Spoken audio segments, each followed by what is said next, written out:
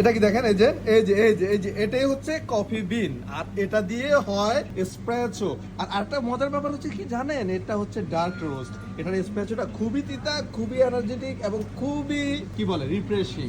আজকে আমি আপনাদেরকে দেখাবো কিভাবে খুব সহজেই এসপ্রেসো তৈরি করে তারপর তৈরি করবেন একটা ক্যাপাচিনো এবং একটা লাতে।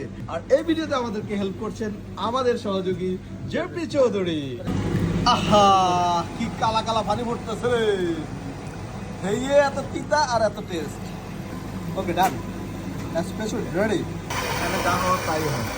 ওই এখানে ডিম দেয়, এখানে চলে আসে, গুঁড়া করে, তারপরে দিয়ে পড়ে। খুবই একটা সুন্দর করছে। হ্যাঁ, এত তিতা খাওয়ার লাগে মানুষ কি লেগে যায়, এত ব্যস্ত, এত পাগল, আমি বুঝি না। আমার কাছে ভালো লাগে। আসলে কি, মানুষের যখন বয়স হয়ে যায় তখন তিতা খাওয়ার অভ্যাসটা বাইরে যায়, আর যখন ছোট থাকে তখন মিষ্টি।